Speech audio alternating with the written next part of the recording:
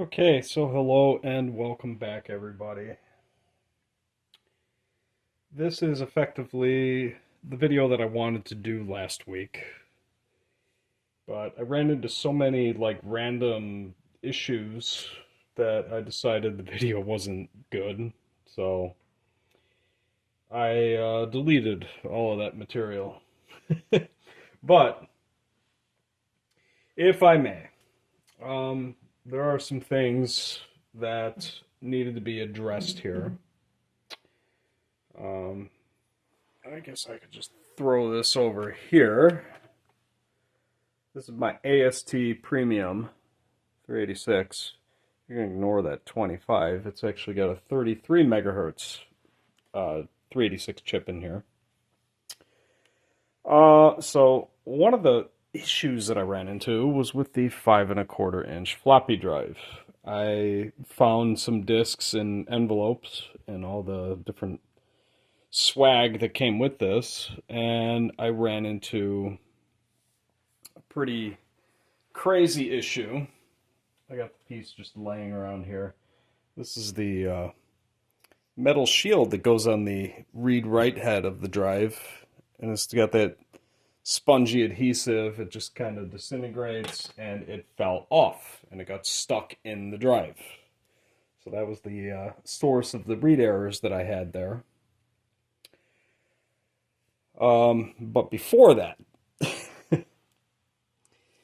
so this has a VLB motherboard. I guess I could grab the visual aid. Hang on.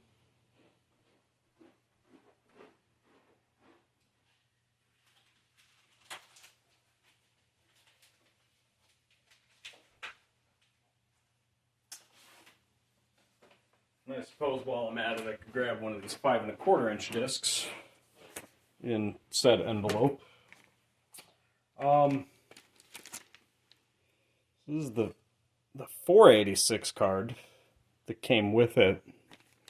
The seller told me that it had like some kind of memory error issue. And if we can see this, where I patched a trace, there was a gouge in the board, and I fixed the trace.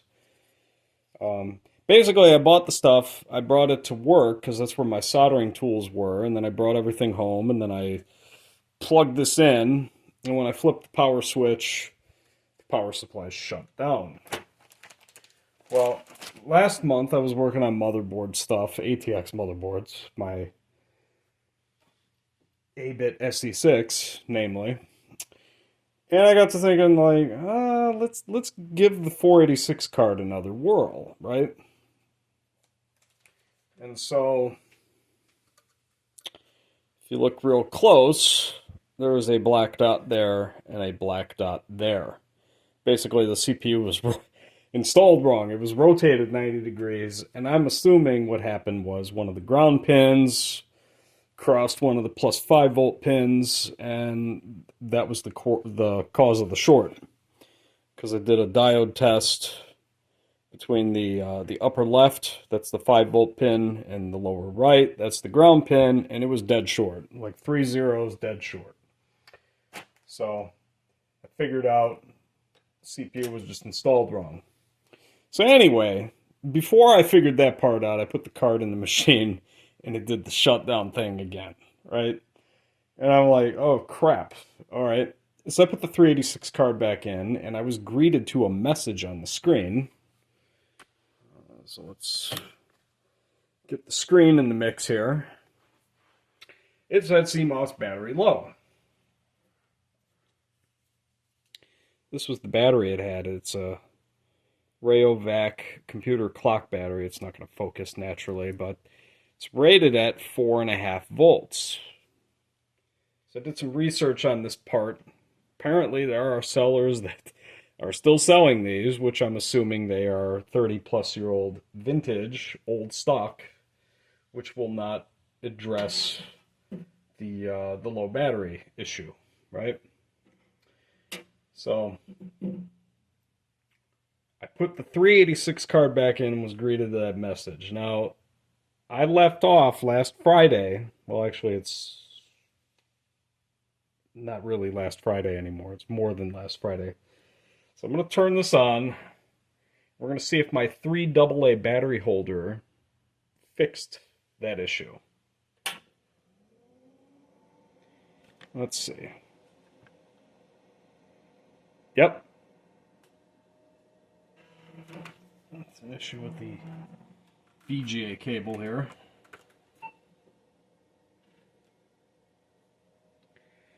So presently, I swapped a 4 gigabyte compact flash card in. This machine has a Blue Lava XT IDE card. And this is my Ringer MS-DOS 622 boot disk because I don't know the status of this floppy drive in here. And I don't want it to eat my boot disk because I broke my boot disk last month. Alright, so we corrected the CMOS battery issue. And it's going to automatically boot to the A drive because there is no operating system on this compact flash. Otherwise, you would have to press the A key, like somewhere hidden in that blue box text at the top. It tells you to press the A key to boot from the A drive, or you can boot from the 5 1/4 inch drive, which is the second floppy drive, and that is the B drive. You press the B key. All right. So I should have F disk on here.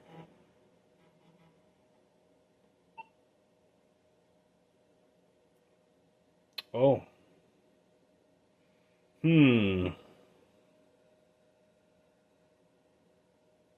I think I know why this happened.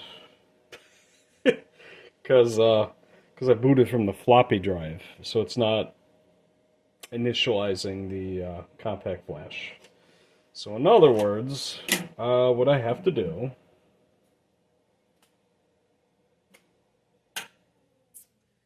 is actually, you could just hot swap these, right? So I've never worked with compact flash before. We're gonna learn something today. So let me swap this card in, the old card.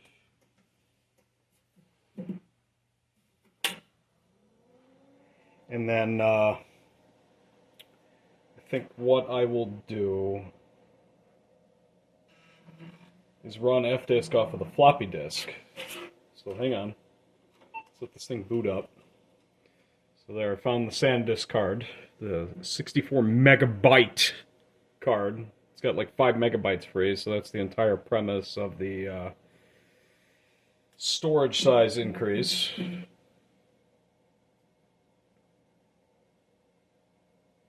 So we'll see if I can figure this out.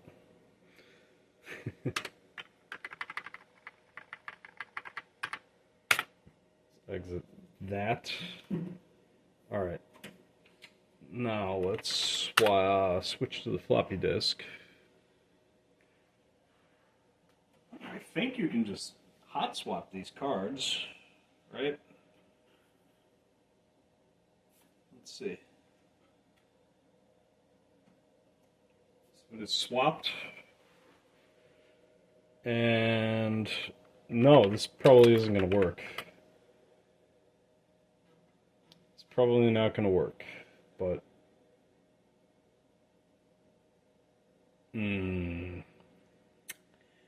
not cool, dude.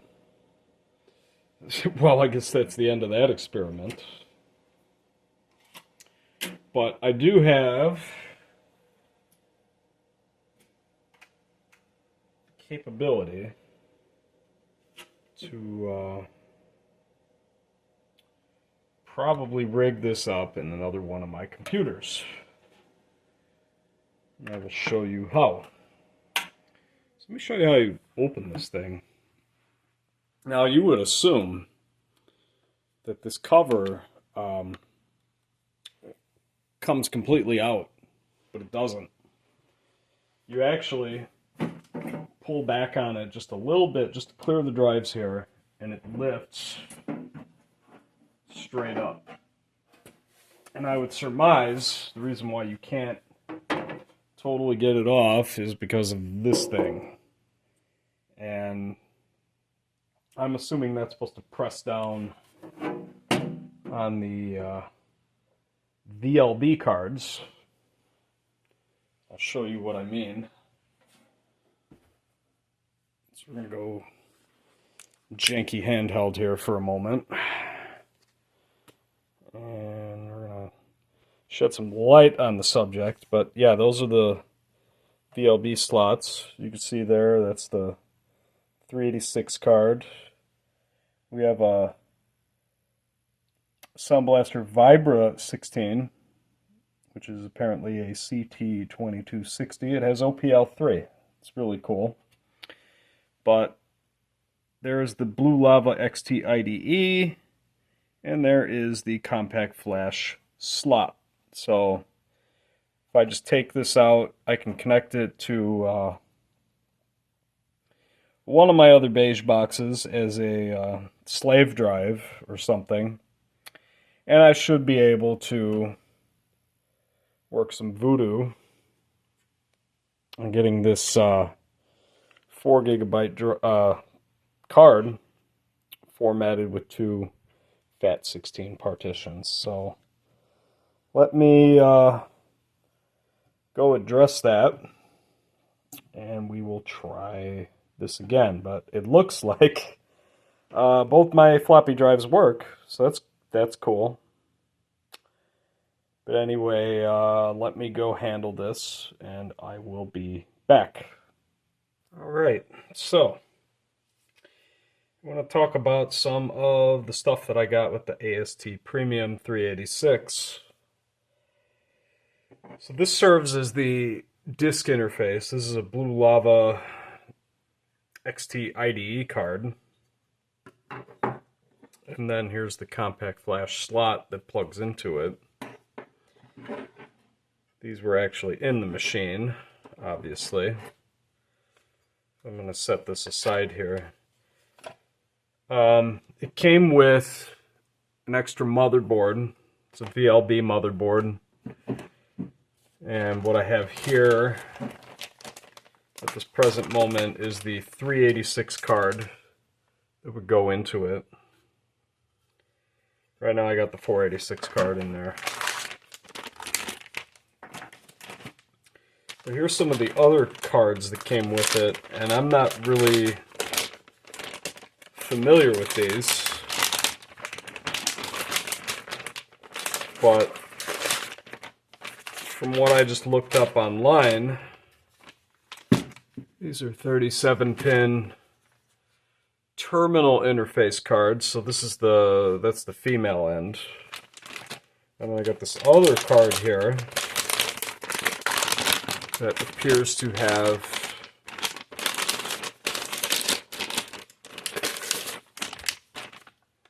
the same thing, but it's the male end.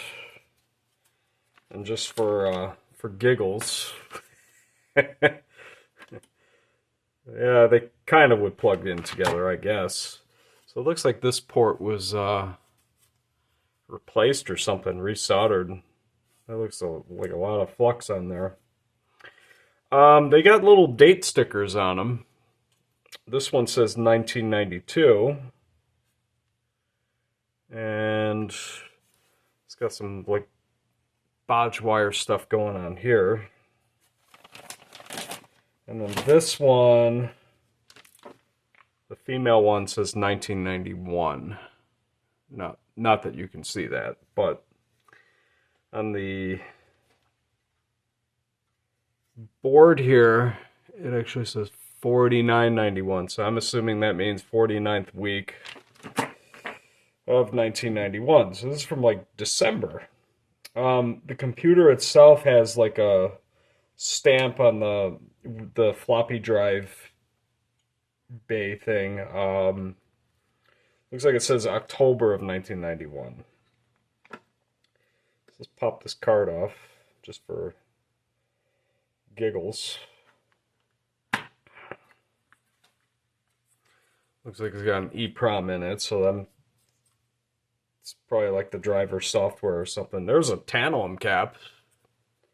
Maybe that can explode someday. Just kidding. There's a tantalum cap there. Actually, there's a whole mess of tantalum caps on this thing. Okay. Probably worth noting. On the back of the machine, it has a Xerox plate, like a stamped plate attached to it. So I'm assuming this computer came from Xerox. And these terminal cards, I guess it was like some kind of diagnostic machine or something. Wish I knew the history of that. Let me put these away. Move on to some other nifty stuff. So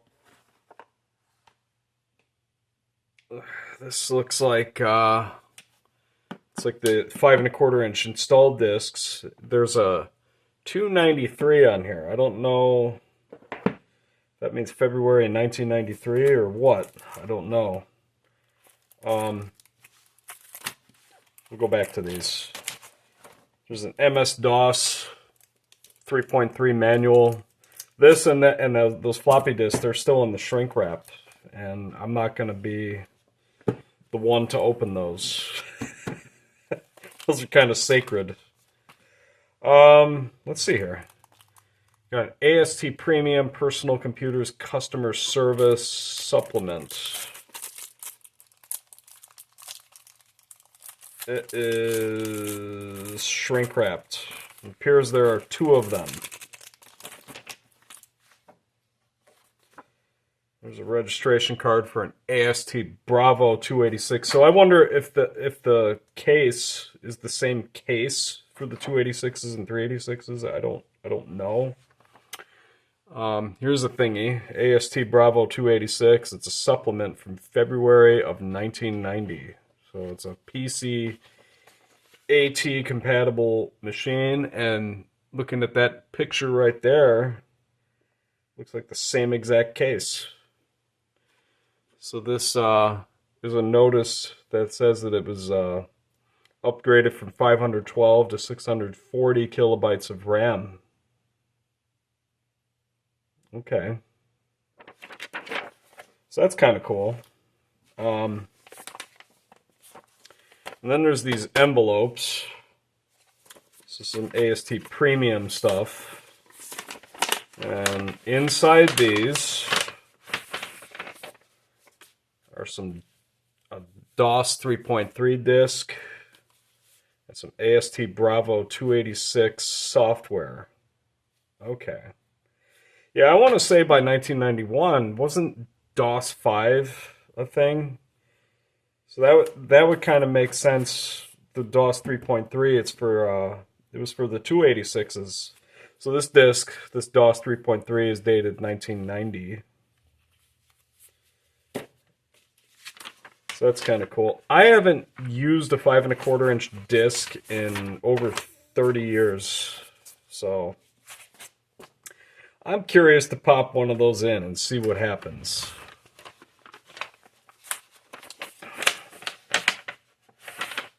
And then this one is just a utility disc. It has some instructions for how to handle the disc so you don't like erase it with a cassette tape eraser or something. But anyway, yeah, I thought all this stuff was cool. I mean, if I told you the price that I got this machine for, you would probably be sick. But I figure now is as good a time as any to tell you the story about how I got it. So I was living in Texas at the time. I was in suburban Dallas, DFW. And I was in a Facebook group called Dallas Retro Computing. I'm actually still in the group, but I just don't follow it anymore because I don't live there anymore.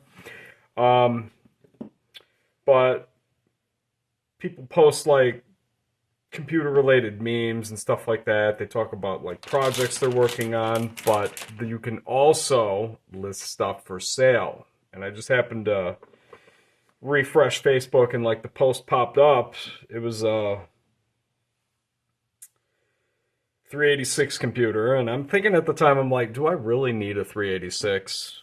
Not really. I don't really need a 386, but when I saw the price and I sent the man a message, I was like, yo, I'm interested in buying. Give me your address and I can swing over. And like when he showed me all of this stuff that came with it, I was like, all right, I'm in. Take my money.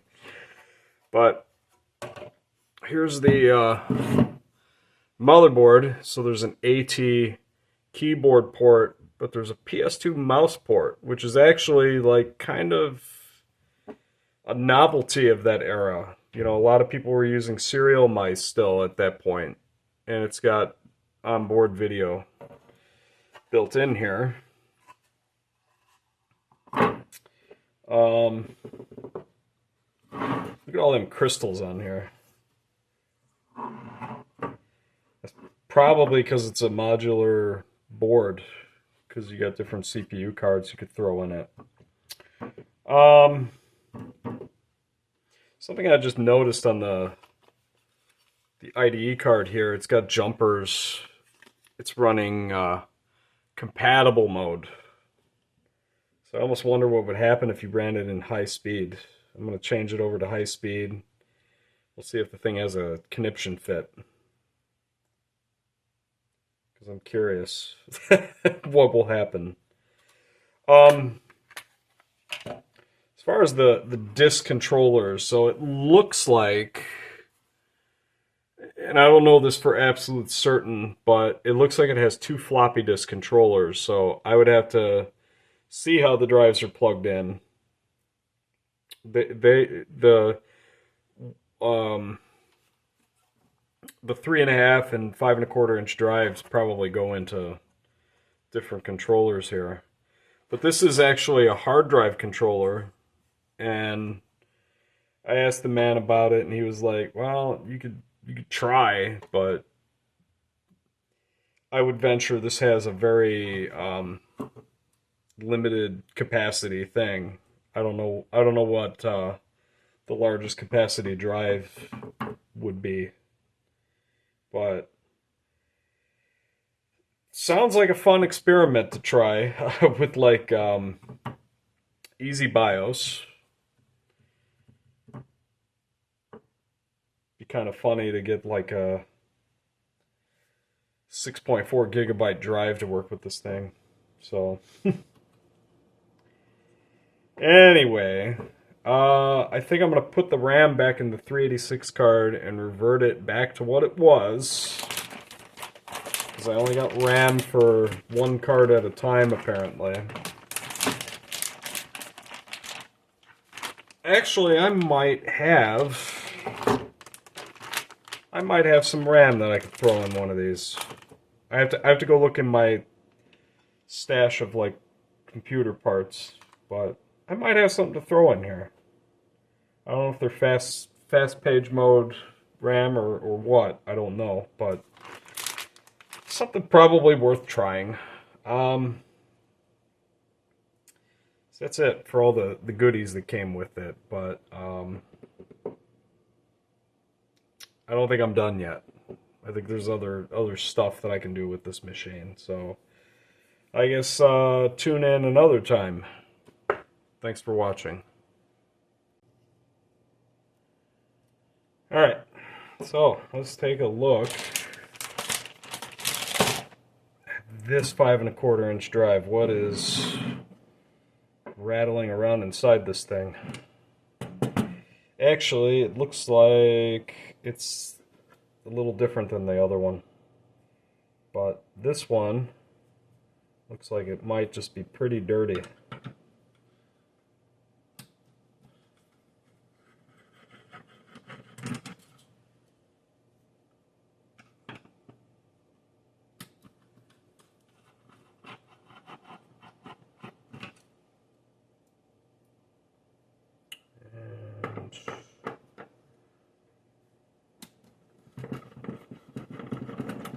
Let's figure out what this rattling thing is. Does this just come off?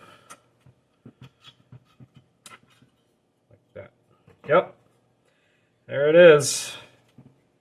There it is. Crap. Okay. So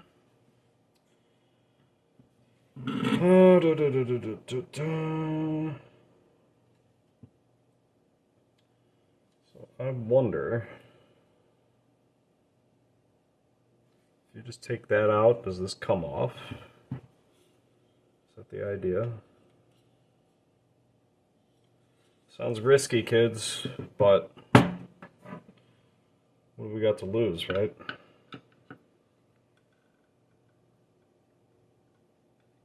Yeah, I don't like that idea. So how do you clean the right head on this thing? How does this come out? How does that come out? So if I unplug this, hopefully I'm not going to break anything. Okay. So if I unplug that, take out this bolt, this should flip over, right? Should flip over. I get this out.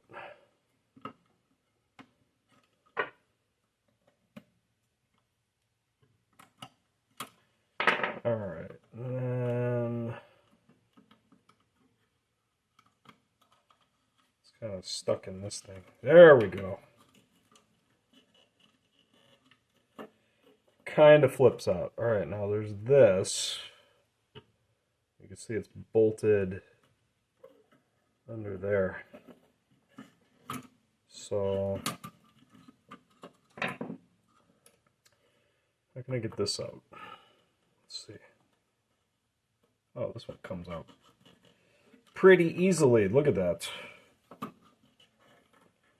can just get that out of the way. Actually, these are all unique plugs, so you can't really plug it in wrong. Just gotta get this started. Oh, look at that. Okay, we're almost there. I could just get this board out of here. Okay, there's that plug. And this one's kind of fighting me a little bit, but I think I got just enough to get the screwdriver in. And okay. So if I take these out, I wonder if this will... It's kind of hooked onto this plastic here.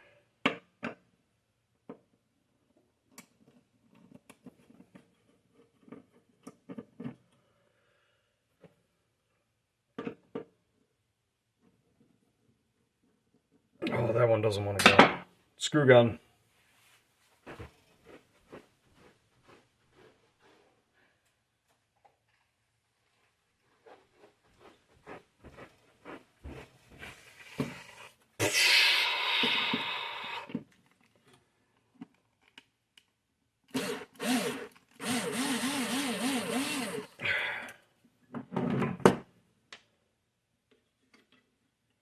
Look at that. Okay. But it's this thingy that we need to clean. Aha. So that was probably the cause for the read errors. Maybe we can save you. Aha. Okay, now I need Q-tips.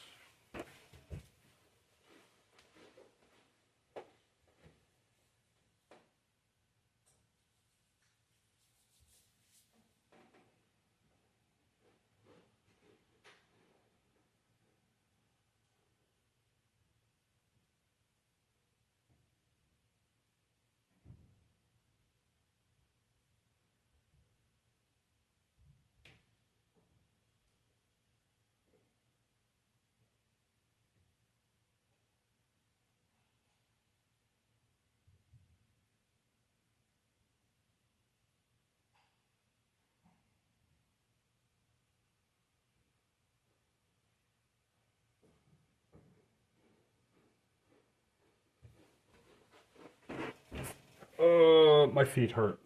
Just saying.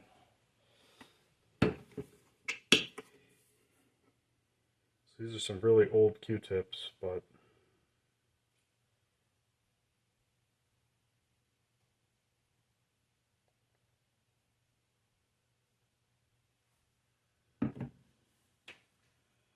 maybe they'll help.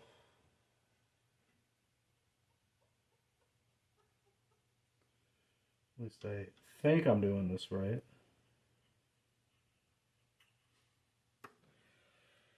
Okay. A little dirty. A little bit. So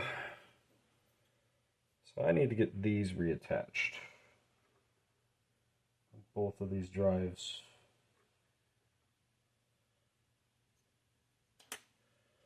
There's some funky stuff down here.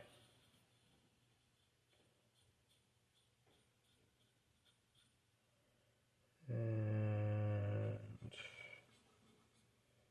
all up in here.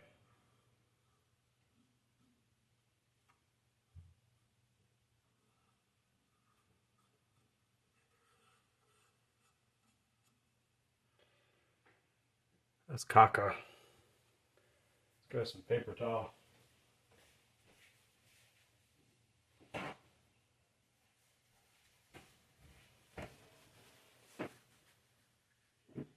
Throw some alcohol on this paper towel. Yeah, this stuff is everywhere.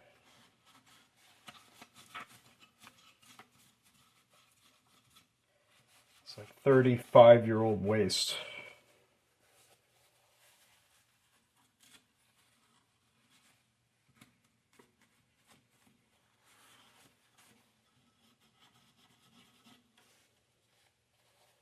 Caca. So, okay. That is a hair. That's not cool. Alright, so to get this back in,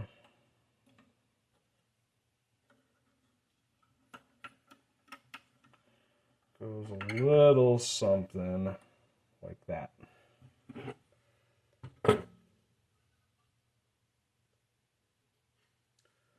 A little something like that.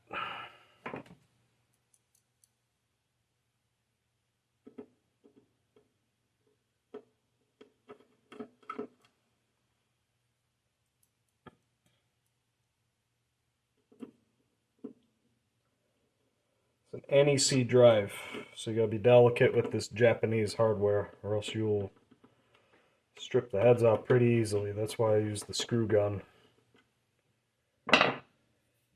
Alright.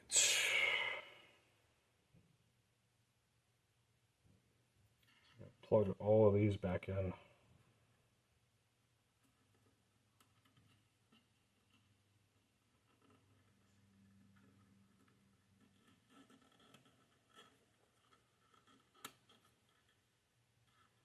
Hope I didn't break these discs. So that would be uncool. Alright, and then this goes in here.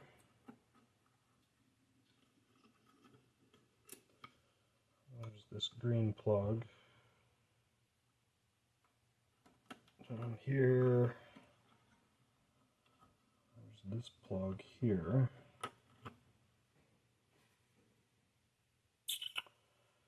And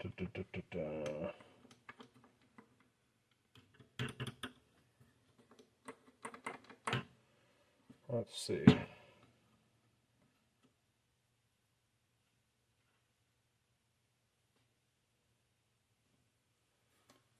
what goes where here? There's those. Let me go grab a disc.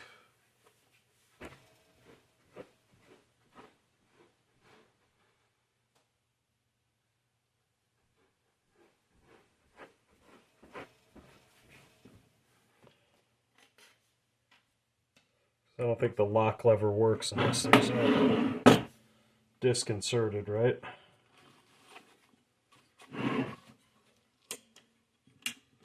There we go.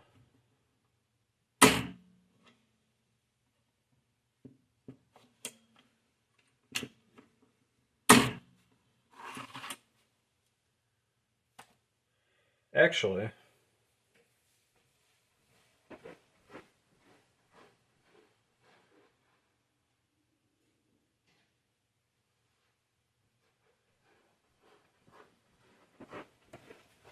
did I fix the jam on the other drive? Let's see.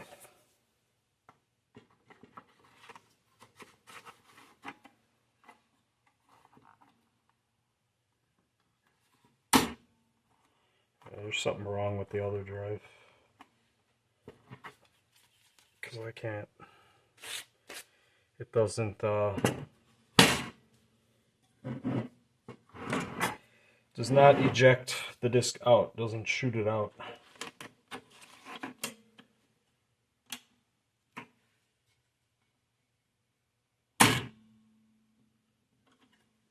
So that's this thing here.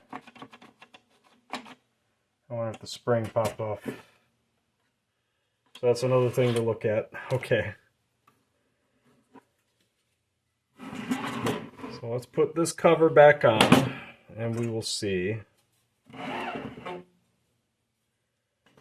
if this drive works. Yeah, bolt the control board in first. Let's see here.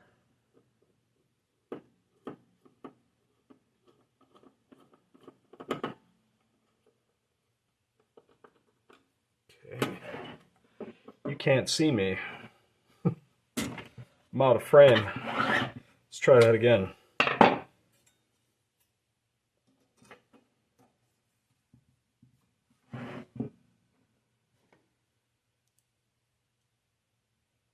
Let's hold. Hello. There we go. I'm just going to start that.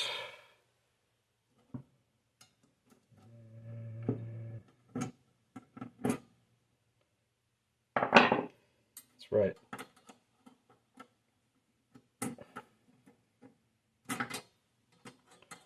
Come on. There we go.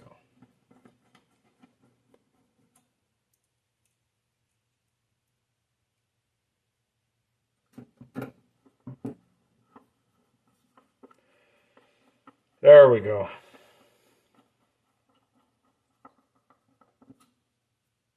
Go back to this.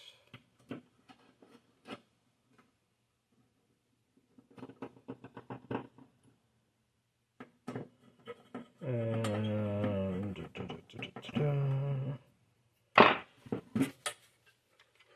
no more rattling. So I guess we'll put it back in. See if it reads. See if I fix the read error. Okay, I'm back again. I wanted to show you something really cool that I found. Because I ran into some complications with the Compact Flash upgrade. I went from this 64 megabyte card to a 4 gigabyte, so it's partitioned 2 FAT16 partitions.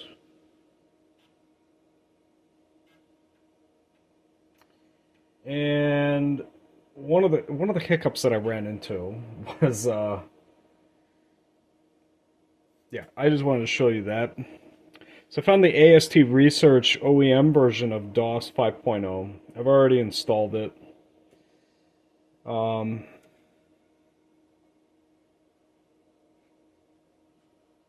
I can eject this and reboot. But one of the complications I ran into, I gotta go handheld for a moment here, is the 64 megabyte card didn't require external power, but this 4 gigabyte one does. If you don't have external power plugged in, it will not find it. It will not, the XT IDE will not find it. So let's throw this back on the tripod. Okay. So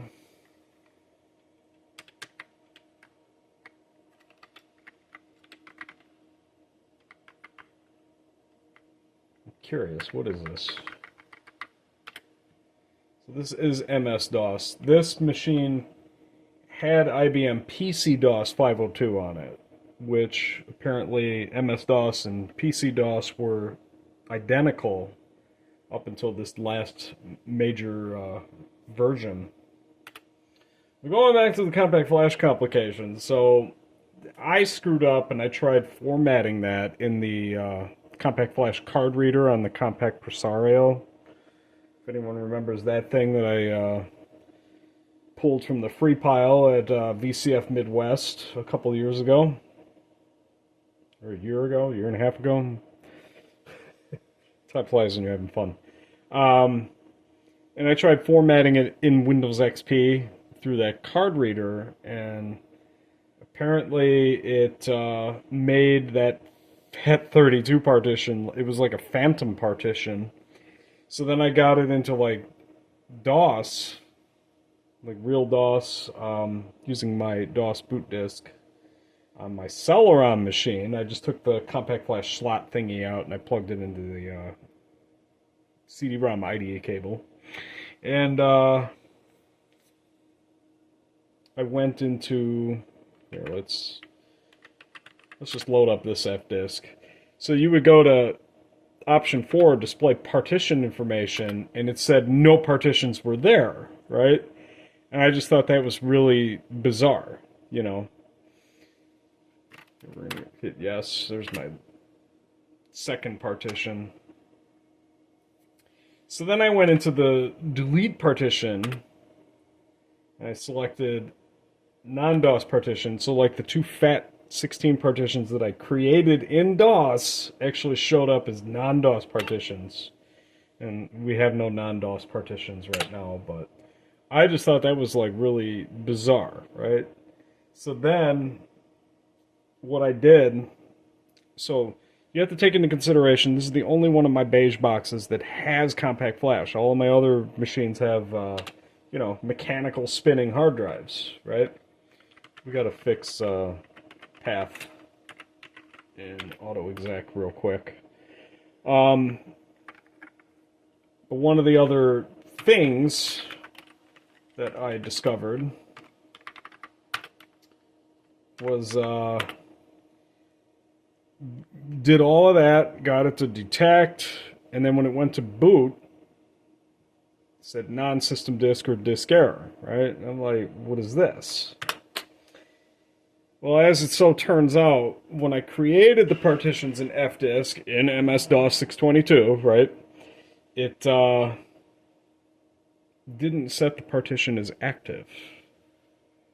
So I'm like, oh crap, right? So I set it as active and it does it again, right? Well, here's where I goofed up. I used DOS 622 fdisk /mbr, and it just like completely wrecked the PC-DOS on here, because it's different files for ms-dos.sys and io.sys. So here we're going to exit this, and I should be able to type win. You gotta be kidding me. What happened here? Didn't I just set this? Maybe this one, maybe DOS 5.0 is different. Can't use a semicolon. So let's try that.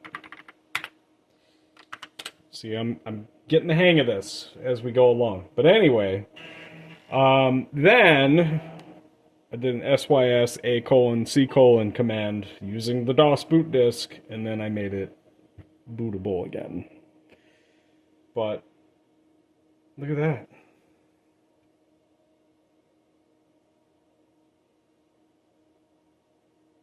Some strange stuff is happening here, people. This is weird. Why isn't this working?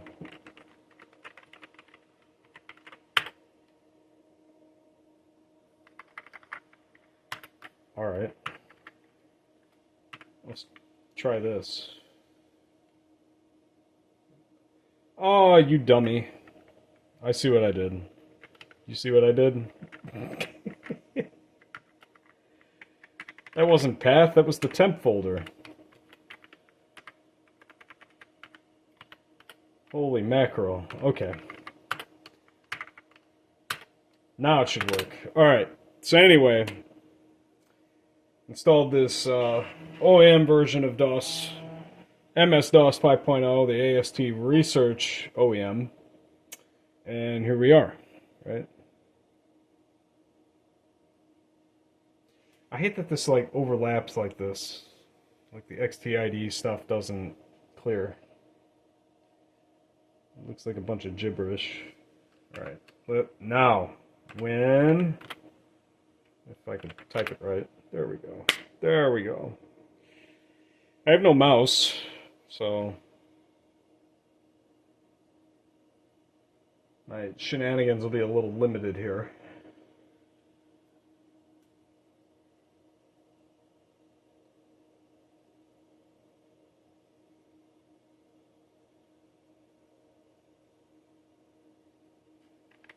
I see something here.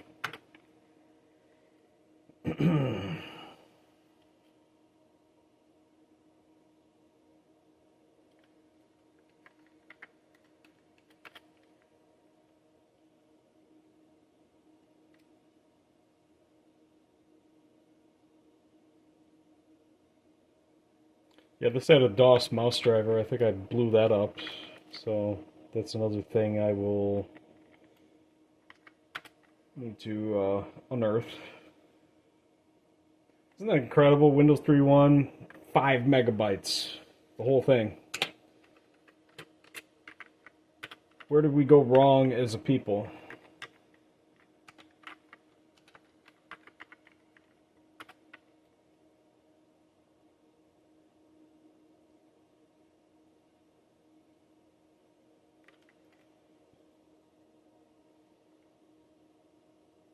It's funny how slow this is.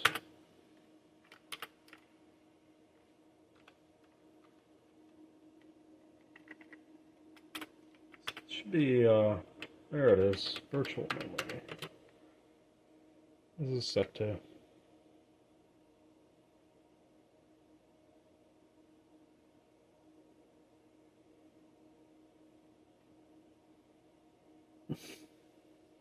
$11 megabytes, dude.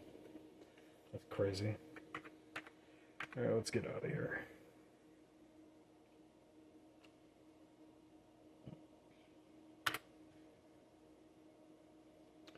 There is something I want to show off.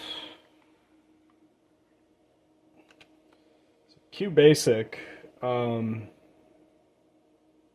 think they did away with QBasic in DOS 6.0.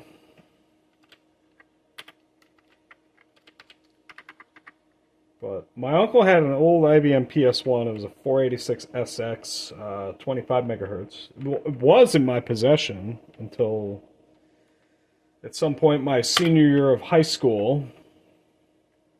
It along with my IBM PC got donated to like Salvation Army or something.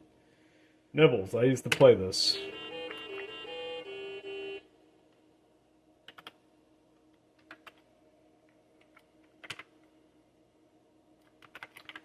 Let's do 30.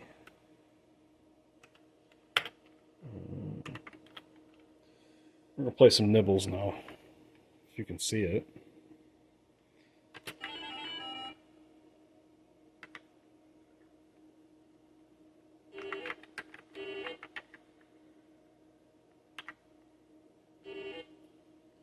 So it is legit been about 30 years since I played this in QBasic.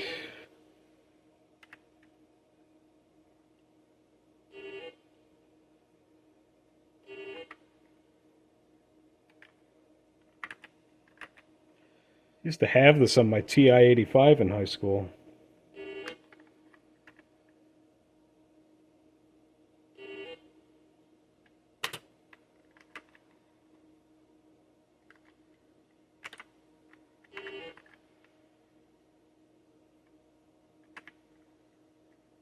It's a nice keyboard, by the way.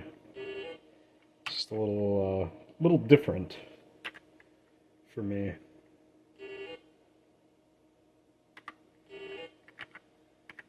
It's not clicky mechanical keys. It's more in line with the quiet key keyboards that I'm used to. Look at that. So I don't know how to exit this without dying repeatedly.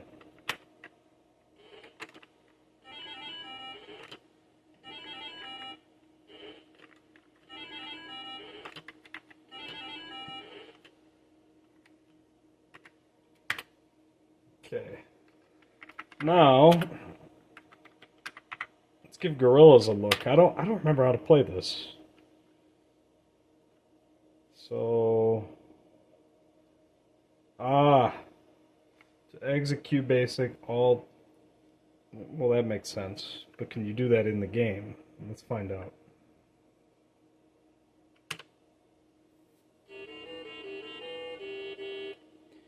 So we're going to throw some exploding bananas. And looks like it was intended for 2 players, so I don't remember how to play this.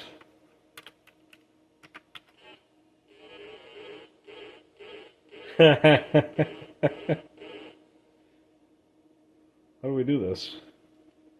All right, angle. Oh, we'll do what? 45. I don't know. 200. What does this do? I hit the sun. Did you see? That was funny. I don't know. 120. I think I hit the sun again. All right, we'll do 30. 60. Oh!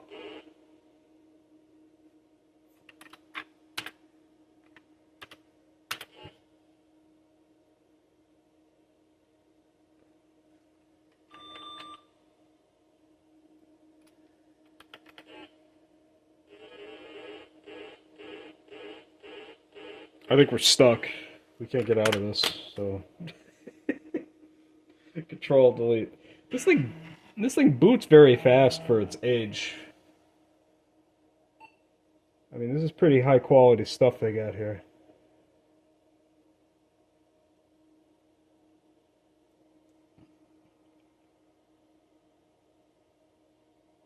Kind of wish it didn't load the shell every single time. Did I miss something? Let's see. Edit.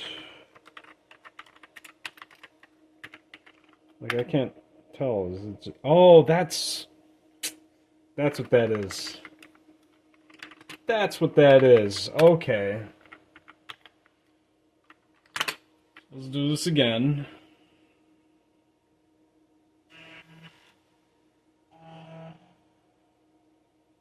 Yeah. Look at that. Cool. Da, da, da, da, da, da, da. Oh. Games. We will play a little bit of Commander Keen.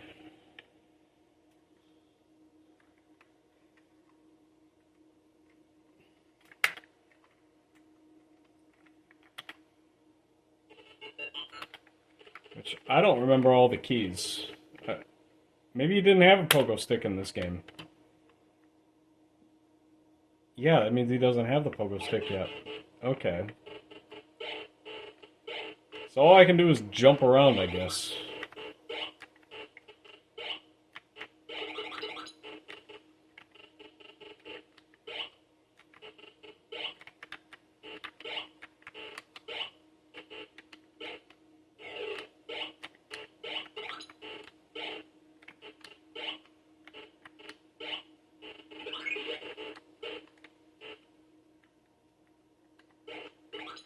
I don't know what is the... I don't know what the gun is.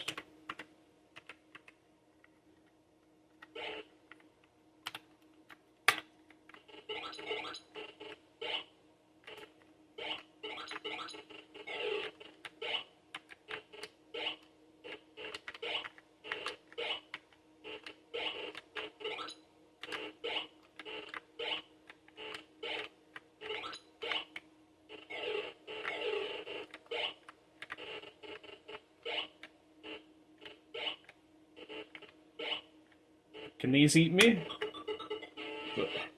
Yeah, the green alien dudes can't hurt you, apparently. They just push you back.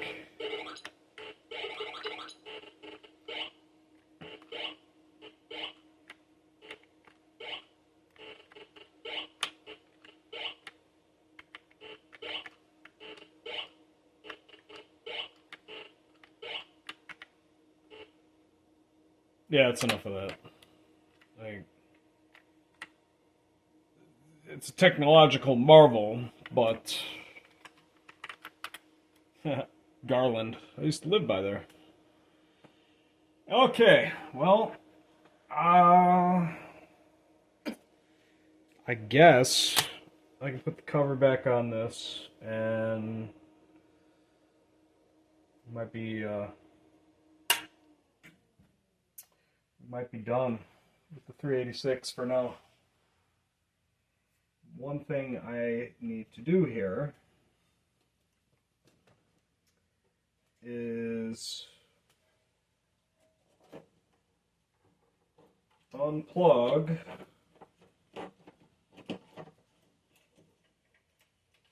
and remove my AA batteries, because we don't want to leave them laying around in there. Alright, so oh, this has been a fun journey. You watch me put the cover back on. Then there's one last nugget that I want to share.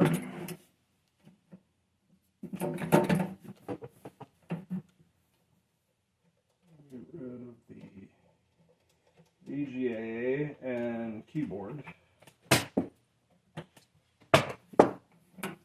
And try to lift this hulking monstrosity.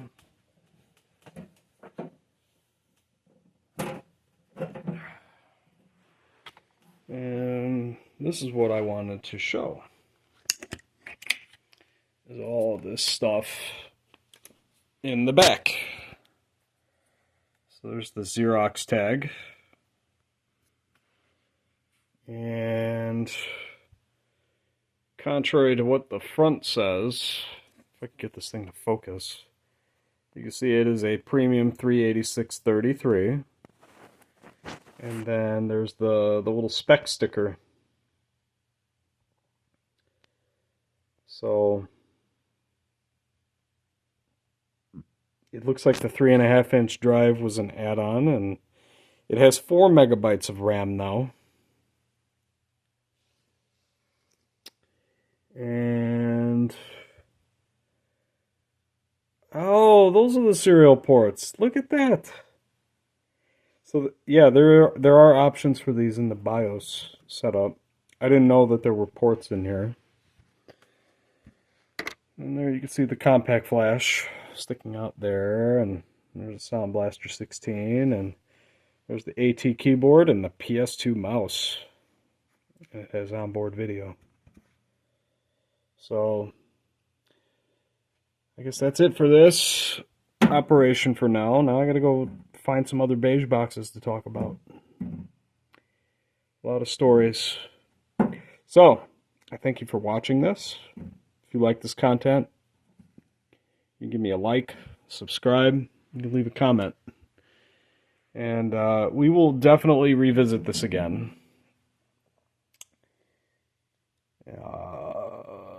And that's it. Thank you.